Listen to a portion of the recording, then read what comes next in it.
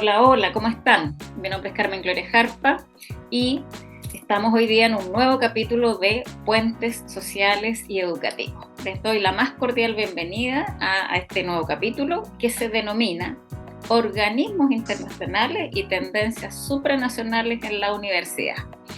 Para abordar este interesante tema, tenemos un invitado muy especial que se los voy a presentar. Nos acompaña el día de hoy Camilo Huy Olivero. Él es psicopedagogo, licenciado en Educación por la Universidad Nacional Andrés Bello de Chile, es máster en Calidad y Mejora de la Educación por la Universidad Autónoma de Madrid. Tiene experiencia profesional en programas de integración escolar, docencia universitaria y también en educación a distancia. Actualmente es personal investigador en formación en la Universidad Autónoma de Madrid, donde está realizando su doctorado en educación. También es miembro colaborador del Grupo de Investigación en Políticas Educativas Supranacionales de la misma Universidad Autónoma de Madrid. También es profesor del Máster Universitario en Necesidades Educativas Especiales y Atención Temprana en la Universidad Internacional de Valencia. Y sus líneas de investigación son la educación superior, las políticas educativas y la educación inclusiva. Bienvenido, Camilo. Muchas gracias por haber aceptado esta invitación a participar en Puentes Sociales y Educativos. No, muchas gracias a ustedes por la invitación. Fue un placer. Ya, Camilo, bueno, comencemos a conversar de este tema sobre los organismos internacionales y las tendencias supranacionales en la universidad. ¿Cuáles son o qué modelos de universidad son propuestos en general desde la producción científica, que entiendo que es algo que tú estás revisando? Mira, lo primero, antes de comenzar a mencionar los modelos propiamente, es súper importante situar el análisis, ¿ya? El análisis de la universidad. Porque, bueno, el posicionamiento inicial es que hay que reconocer que vivimos en un mundo que se articula bajo un modo de producción capitalista, ¿ya? Que a su base, bueno, tiene el liberalismo como tecnología de gobierno, pero la diferencia, digamos, que lo que ocurre cuando nace la teoría marxista, por decirlo de alguna manera, es que, bueno, ahora estamos en la época de la globalización y el liberalismo pasó a ser este neoliberalismo. O sea, esta corriente posmoderna de análisis de las estrategias de dominación, de política en general, ¿ya? Entonces, hay que dejar en claro que el modo de producción continúa igual, la explotación sigue igual, pero son estas nuevas formas de dominación las que nos dan este nuevo escenario, ¿ya? Entonces, desde este escenario, es muy importante, dejar en claro que la universidad no se puede entender al margen de los procesos de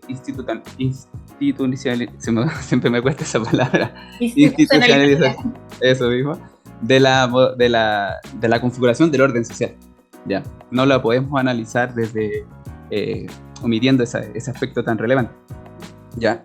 Por lo tanto, como una institución del orden y con la relación y desde la emergencia del Estado-Nación, la universidad ocupa un lugar trascendental, a mi parecer, y por eso es mi línea de investigación, en la producción y la reproducción del mundo social y del orden social que tenemos que conocemos hasta el día de hoy, ¿ya?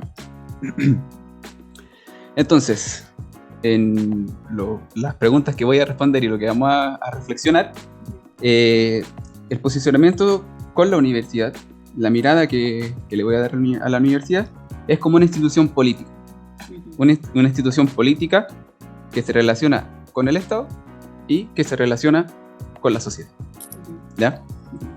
Entonces, con este contexto inicial, bueno, ahora paso a responder la pregunta sobre los modelos que desde la producción científica se proponen. Uh-huh. A ver, dentro de la revisión de la literatura existen diferentes modelos. Por ejemplo, desde el histórico se habla de la universidad medieval, de la universidad, bueno, contemporánea. También están los, digamos, por tradición en Europa Central, por ejemplo. Bueno, igual la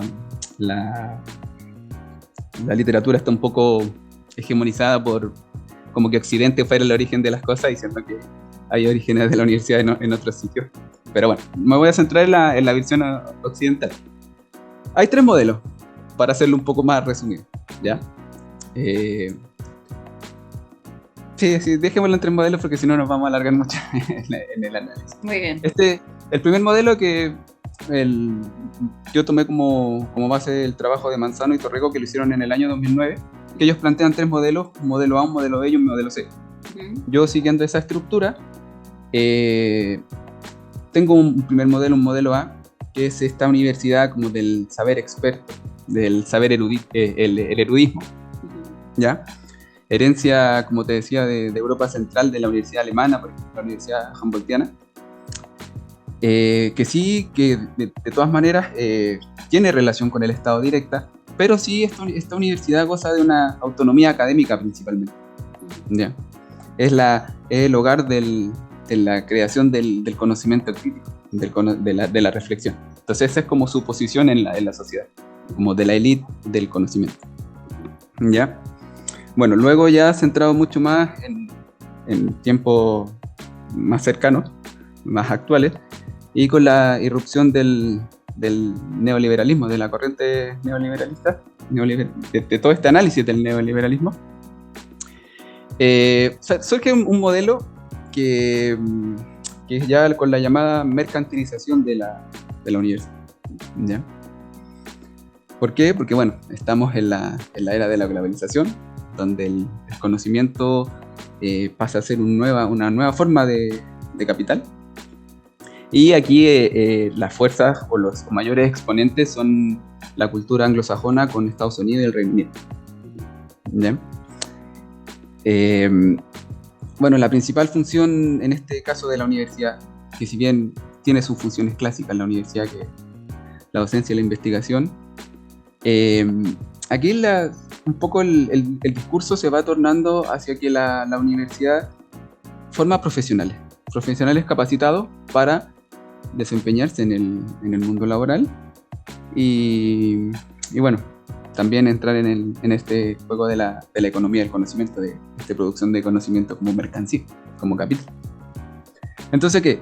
El Estado aquí no desaparece. A veces yo en un inicio pensé que me iba a encontrar con que desde la literatura iban a proponer que el Estado prácticamente desaparecía, pero no. El Estado cambia su rol. El Estado siempre está ahí, por eso lo mencionaba al inicio, que es muy importante tenerlo claro. Pero claro, cambia a este rol de fiscalizar, de controlar un poco más a distancia. Pero se sigue marcando, digamos, el norte, no como en el apogeo del Estado-Nación, quizás en el periodo de la posguerra, pero sí con este nuevo rol ya dentro de la estrategia de dominación neoliberal. Y por último, un modelo C, que aquí me costó mucho más conceptualizarlo, porque se habla mucho de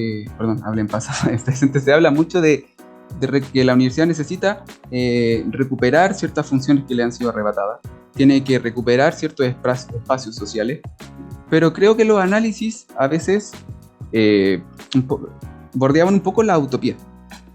Porque claro, teniendo en consideración que el sistema capitalista se articula de alguna forma, esperar que la universidad le sean devueltas ciertos privilegios, por decirlo de alguna forma, no tiene un poco una respuesta clara de por qué tiene que suceder eso, ¿ya?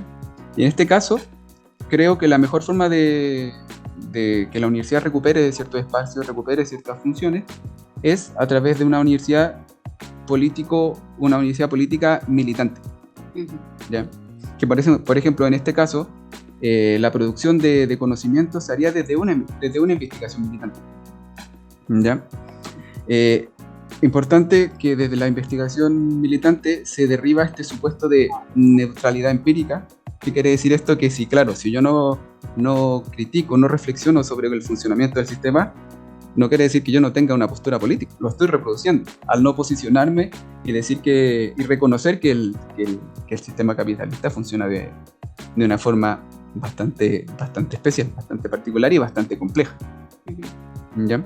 Entonces, claro, desde mucha importancia a la participación estudiantil, por ejemplo, en este modelo de universidad, pero sobre todo la producción de conocimiento que sea siempre en este enfoque un poco crítico y reflexivo, de recuperación de ciertos espacios. Perfecto. Muy, muy interesante tu paseo que nos has dado. Traté de sintetizarlo lo más posible. Sí, porque... sobre estas tres eventuales, ¿no es cierto?, como categorías, ¿no es cierto? Me interesa saber a propósito de la letra C, que es la que más me interesa también. Si, así como ponías algunos ejemplos de que en el caso del saber, ¿no es cierto?, erudito, estaba ahí como la escuela más alemana, y que en el caso de la mercantilización, la universidad mercantilizada, estaba la tendencia anglosajona, ¿no es cierto?, y el Reino Unido. Y en esta opción C, esta universidad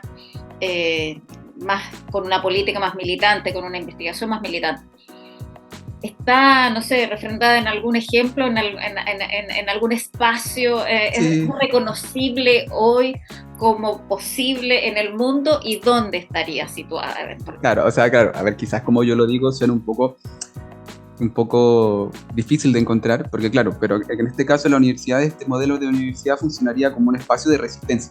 Uh-huh. ¿Ya? Si bien, como decía en un inicio, y por eso lo vuelvo a mencionar, no hay que caer quizás en la ingenuidad de decir, bueno, con esto voy a cambiar el sistema, pero sí reconocer la capacidad que tiene la universidad de funcionar como un espacio de resistencia. Ajá. En este caso, por ejemplo, bueno, todo lo que se dio en Latinoamérica en el movimiento de Córdoba, por ejemplo. Uh-huh. Ciertos sucesos especiales que han ocurrido en la UNAM, en la universidad en México, uh-huh, que yo lo he encontrado dentro de la literatura y como procesos históricos que han pasado de la mano del desarrollo de estas instituciones, como ejemplo de una universidad un poco más posicionada en esta perspectiva. Ajá. Claro, bueno, Boaventura dos Santos también habla mucho de esto de colonizar. En ese sentido un poco iría este modelo de universidad. Sí, me parece interesante lo que dices, porque en alguna oportunidad, asistiendo a tantos congresos a los que uno va, me encontré con una experiencia también en una universidad norteamericana. Ahora mismo no me acuerdo si era Boston o Chicago, ¿ya? Pero había un grupo particularmente que investigaba en educación en alguna de esas universidades, que estaba muy comprometido con la investigación militante, particularmente respecto a las comunidades afroamericanas en Estados Unidos, ¿ya? Y por lo tanto también es posible, yo me imagino pensar, que este enfoque de resistencia al modelo neoliberal particularmente puede estar presente inclusive en universidades que tradicionalmente adquirirían, digamos, un modelo mucho más conservador, ¿no? Es decir, es posible que también que estos grupos de resistencia puedan estar dentro de universidades muy conservadoras y tradicionales. Exacto, sí, claro. Claro, quizás institucionalmente no va a estar como, digamos, como un mandato común dentro de las políticas educativas de un país. Sería un poco extraño que así sucediera, pero claro, aludiendo a esta capacidad de crear conocimiento reflexivo, conocimiento crítico, la universidad tiene la capacidad de posicionarse de esta manera, pero claro, ahí hay ciertas estrategias de dominación que desde las instituciones se complejiza mucho más que esto suceda, pero sí existen bastantes grupos e instancias. Es posible. Ahora bien, bueno, tu tema tiene que ver con los organismos internacionales, porque evidentemente esto es fruto del tema de la globalización, ¿no? Es decir, cuando uno habla de un organismo internacional que de alguna manera determina los destinos de muchas personas o de muchas instituciones del planeta, porque estamos pensando globalmente. Desde esos organismos internacionales, ¿cuáles son los modelos de universidad que proponen? ¿Son estos mismos modelos? ¿Son otros modelos? ¿Cómo de alguna manera encajan estos modelos que la literatura científica, ¿no es cierto?, propone a los modelos que los organismos internacionales proponen? Perfecto. Mira, yo voy a contar, en este caso lo voy a centrar en mi experiencia, en lo que estoy desarrollando con mi tesis. Uh-huh. Y es, bueno, estoy revisando documentos oficiales del OCDE, Banco Mundial y UNESCO. Uh-huh. ¿Ya? Y desde el análisis de sus informes y propuestas, están promoviendo principalmente un modelo mucho más cercano al modelo B, a este modelo de mercantilización, ¿ya? lo hacen a través de un rol del Estado, bueno, que pasó de ser la principal forma de gobierno de la universidad a ser un administrador a distancia. Como te lo decía en un inicio, yo en un comienzo pensé que me iba a encontrar con más llamada a proceso de privatización, de una retirada por completo del Estado, pero no, me encontré la sorpresa, y que me sorprendió muchísimo, que el Estado sigue muy presente, pero sigue configurando, dando el escenario, las políticas, para que la universidad se pueda desarrollar en este sentido, en este norte, generar las condiciones necesarias para que la universidad se desarrolle así. Bajo los lineamientos del New Public Management, este nuevo gerenciamiento público, estaría un poco configurando las condiciones políticas para que esto suceda.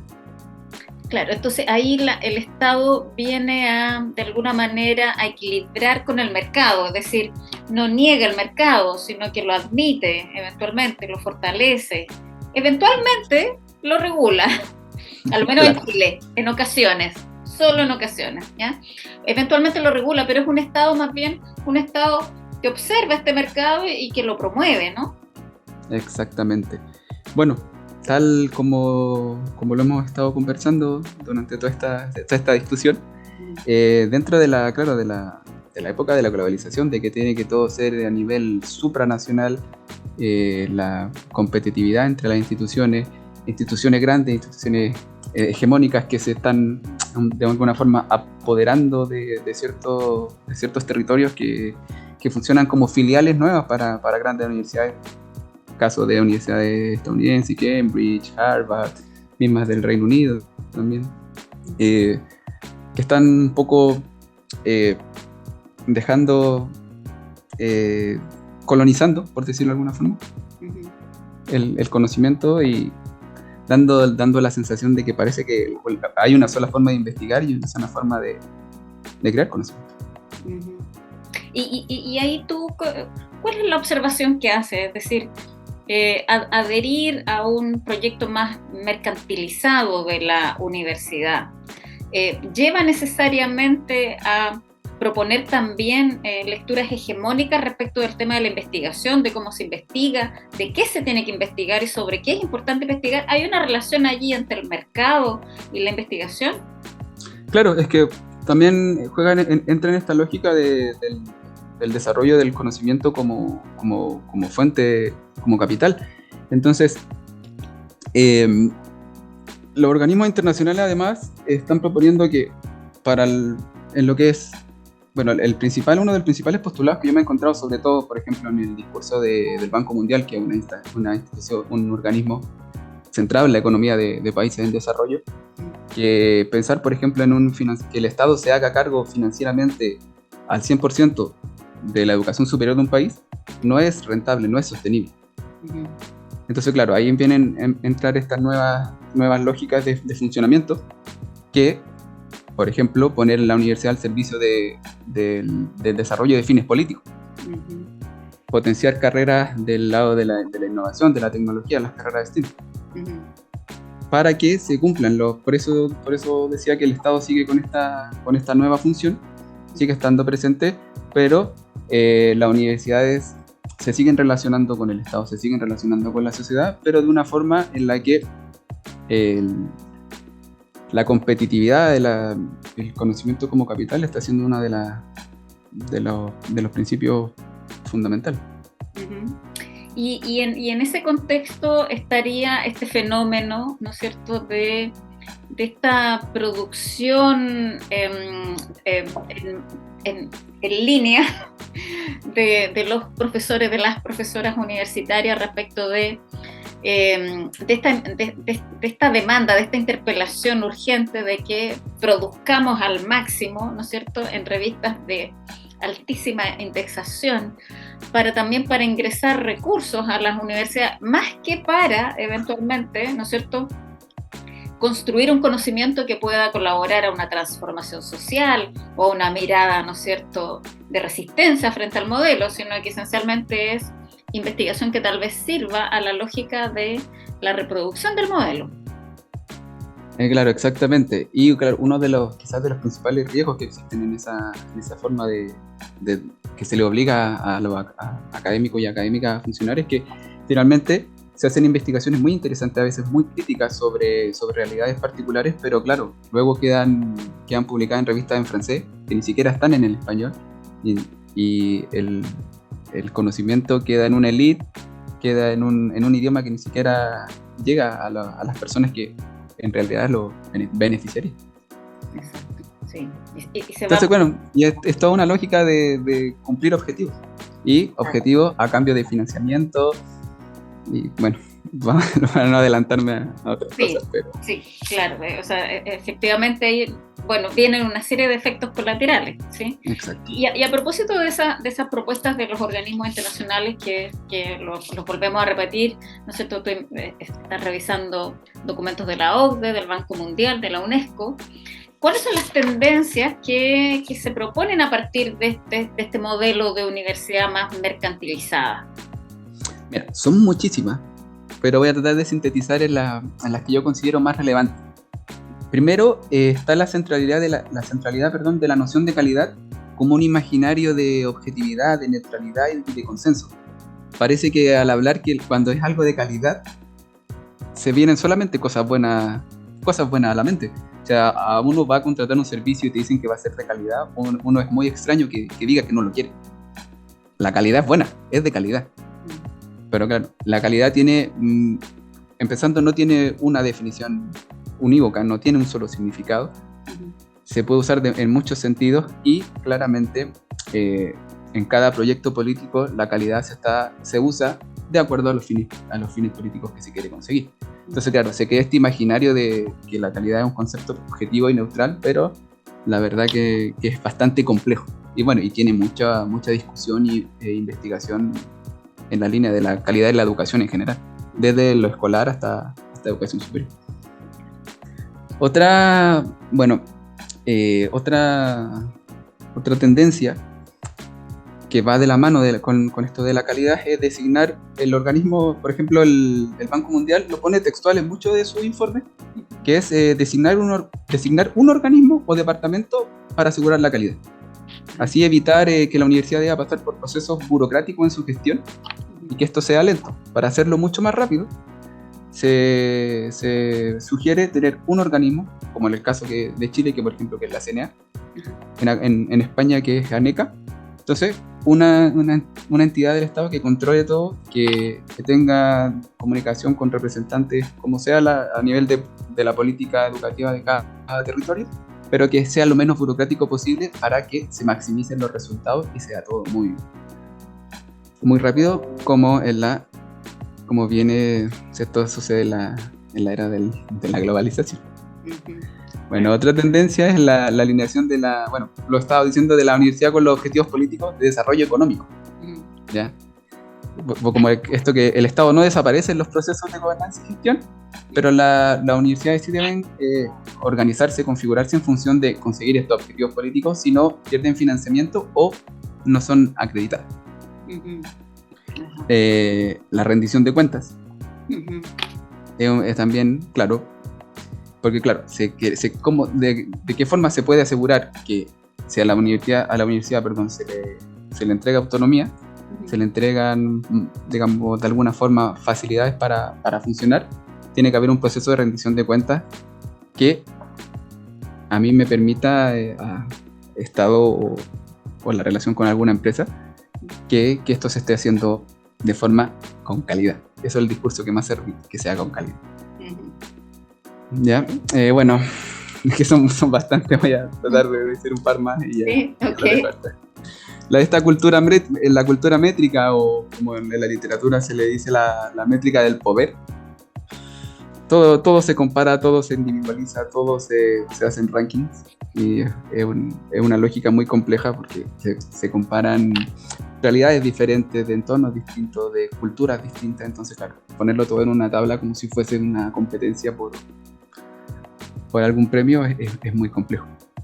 Y sobre el financiamiento también, junto con esta rendición de cuentas y con el cumplimiento de objetivos políticos, Y en este discurso de que para una nación es económicamente imposible hacerse cargo financieramente de la educación superior, se habla de diversificar fondos. Ajá. Y el financiamiento basado en el desempeño. Cumple los objetivos, se te asigna más de financiamiento, si no los cumples todos, se te asigna menos, y así. Para crear un financiamiento que ellos le dicen el financiamiento sostenible, ¿ya? Para que no colapsar la economía. Y aquí, bueno, pueden surgir asociaciones público-privadas, también el financiamiento privado se menciona mucho. Créditos, becas, financiamiento indirecto, etcétera. Hay muchas formas de, quizás esto ya es más conocimiento del lado de la economía, pero se menciona muchísimo. Bueno.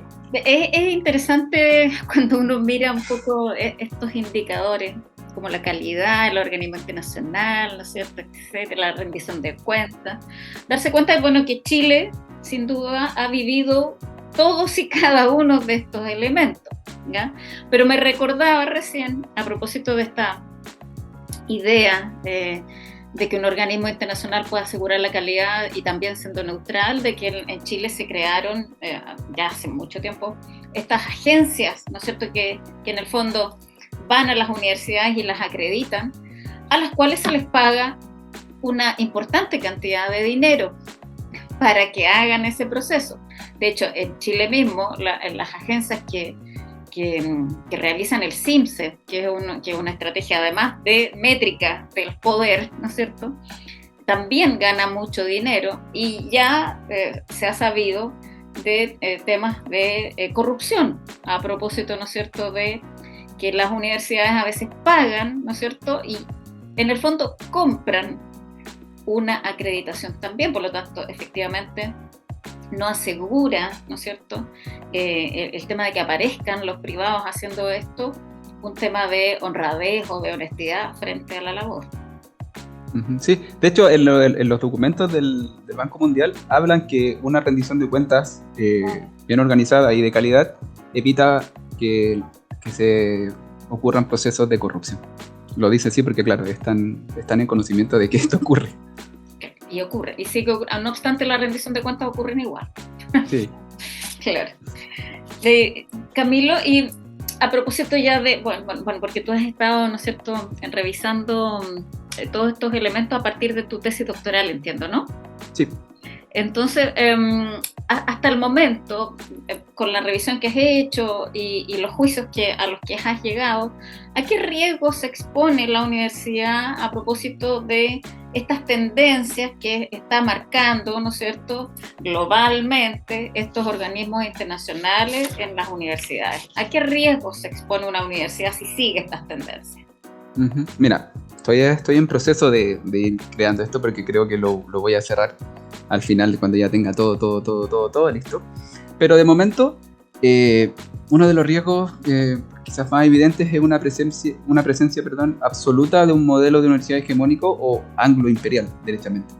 Ahora, bueno, se habla de que el inglés es el idioma internacional, pero como decíamos en un inicio, hay trabajos muy importantes que se hacen, por ejemplo, en Chile es conocido académicas que, pero por obligación o a cambio de, porque es una exigencia del proyecto, se tiene que ir a publicar en otro idioma y en otro país, entonces claro, el conocimiento no baja donde podría ser un poco una ayuda, digamos, a nivel político-social. También es un riesgo aparte de toda esta lógica neoliberal y esta presión de los organismos internacionales, porque bueno, se proponen como sugerencias. El organismo no tiene jurisdicción en cada territorio, pero está como son se juegan financiamientos económicos y otro tipo de conexiones internacionales, se siguen muy al pie de la letra estas indicaciones. La desaparición o prestigio de las ciencias sociales, las humanidades y la filosofía. ¿Ya? De hecho, los organismos también dicen que solamente en países desarrollados podría o se recomienda seguir incentivando el desarrollo de estas carreras porque, claro, ya hay una economía sostenible que puede aguantar todo esto, como digamos la diversidad de conocimientos, pero en países como Vietnam, como Bangladesh, les piden que la educación superior funcione en pro de explotar ciertos recursos naturales y que sea un incentivo a la economía. Bueno, como lo estábamos diciendo, para nosotros docentes y en este caso tú también, precarización laboral para docentes y funcionarios en general, producto de esta menor presencia del Estado. Como decíamos, el Estado no se ha retirado, pero sí, al hacer un paso atrás, por ejemplo, a nivel de contratación, un contrato de funcionario público legalmente funciona distinto a un contrato a horas. Por ejemplo, un contrato a plazo fijo que inicia un día y termina luego. Si hay vacaciones no se te paga no recibes dinero. En cambio, con la tradición más clásica, que la dotación financiera es prácticamente asignada por un tema de herencia cultural, que ciertas universidades se movían con un tipo de financiamiento por un prestigio que ya tienen, que eso también tiene sus contraindicaciones porque no es muy equitativo, pero en este caso, según las recomendaciones de los organismos internacionales y con esta tendencia que el Estado pierde un poco de fuerza a nivel de contratación, a nivel de recursos humanos, se corre este riesgo de precarización laboral. También relacionado un poco en la lógica del financiamiento, el traspaso de la mayor parte de los gastos a la familia. Porque también se analiza que es una buena forma de que el Estado no se le presione por el lado de otorgar financiamiento público de forma tan que no lo pueda sostener. Entonces, claro, una de las formas es que las familias se hagan cargo de esto a través de créditos, de pago de matrícula directamente, pero sí que venga desde ahí el ingreso. Bueno, como lo hemos ido también diciendo, la universidad está en riesgo de perder sus funciones clásicas a las que nos tenía, digamos, la tradición universitaria acostumbrada, y cada vez se está un poco viendo más en la lógica de producir profesionales capacitados para trabajar. Se recomienda que las carreras sean más cortas, menos espacios de reflexión, la participación estudiantil también se ve más con todo eso. Entonces ahí se hace una lógica que yo la veo como un riesgo. Esto también genera profesionales con alto conocimiento técnico, pero con un razonamiento crítico que no se dan las oportunidades para que esto suceda. O sea, insisto en que te escucho y tomo notas, y yo veo aquí a Chile en su esplendor, ¿ya? Porque nosotros sabemos que Chile es conocido en el mundo como un país alta y severamente neoliberal, ¿ya? Donde hemos estado expuestos, ¿no es cierto?, en casi todo el último tiempo, 40 años, casi más de 40 años, ¿no es cierto?, a un modelo feroz, ¿ya?, que ha ido desarmando, ¿no es cierto?, las universidades públicas, por ejemplo, ¿ya? Es decir, la Universidad del Biobío es una universidad pública y del 100% de su presupuesto no recibe del Estado más que el 8% eventualmente, ¿ya?, de parte del Estado, ¿ya? Y todo el otro porcentaje, 92%, tiene que provenir eventualmente de los pagos aranceles que pagan los propios estudiantes y sus familias, o de los proyectos de investigación, o una serie de otro tipo de, ¿no es cierto?, de recursos. Y eso claramente ha ido produciendo un deterioro de la universidad pública, de la función pública de las universidades, y ha ido también precarizando el proceso. De hecho, nosotros lo vivimos relativamente en el proceso de pandemia, cuando algunas universidades públicas despidieron a profesoras o les rebajaron el sueldo en el periodo. Entonces, hemos estado experimentando alguna de estos riesgos, y el que más me preocupa a mí, siendo yo trabajadora social, es la desaparición de las ciencias sociales, ¿ya? En términos de que las ciencias sociales deberían proveer en general en el mundo de la posibilidad también, ¿no es cierto?, de arrimarse a las utopías, a los sueños, a las resistencias, a los proyectos más emancipatorios, libertarios, ¿no? Es decir, las ciencias sociales son eso un poco, ¿no? Claro. Es la mirada puesta en la transformación social, en el cambio, en las posibilidades, ¿no es cierto?, de que construyamos un mejor planeta, mejores personas. Y eso ataca fuertemente. Entonces, no sé si podemos despedir el programa de hoy con alguna reflexión final tuya respecto de para dónde podemos ir, qué es lo que podemos hacer aquellos que tal vez abrigamos o abrazamos más un proyecto más de resistencia frente al modelo neoliberal. Bueno, yo principalmente creo que nuestra función como profesores, profesoras, como docentes, es, yo creo que desetiquizar el conocimiento de la academia. A veces darse a ver que es muy difícil. La presión del trabajo, de la vida, de la familia, no da mucho tiempo quizás para compartir otros espacios, pero sí, como académicos, darnos el tiempo de publicar y de participar de otras instancias que no sean solamente en la academia. A veces la academia tiene un poco de ego bueno, para nosotros sigue siendo un ambiente laboral. Entonces, creo que el llamado para académicos, bueno, académico no tiene nombre femenino, entonces no sé cómo decirlo, académico y académica. Claro, como docentes no me salía la perfección femenina.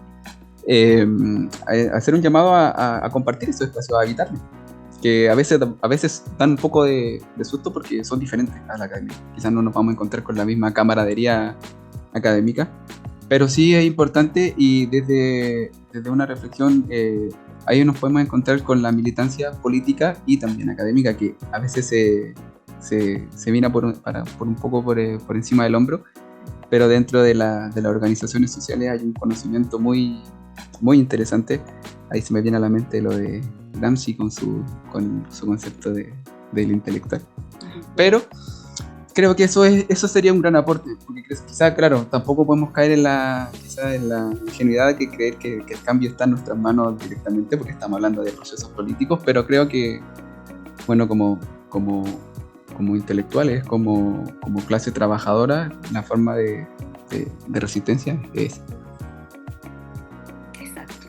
Bueno, ahí queda la invitación. Yo creo que, bueno, a lo menos desde un pensamiento oriental, ¿no es cierto?, de muchos siglos, decían que si uno quiere cambiar el mundo, primero tiene que darse una vuelta por su casa. Simple y sencillamente, ¿no es cierto? Exacto. Tal vez un poco más de eso lo podemos conseguir. Camilo, ha sido realmente una muy, muy interesante conversación contigo. Espero que no sea la última oportunidad en la que nos veamos y que tal vez en una nueva oportunidad pudiéramos hablar tal vez de educación inclusiva, que es uno de los temas que también me interesa trabajar. Así que quedemos en contacto, y a quienes nos vieron, nos escucharon, ¿no es cierto?, decirles que las esperamos en una nueva oportunidad. Muchas gracias. Encantado y muchísimas gracias.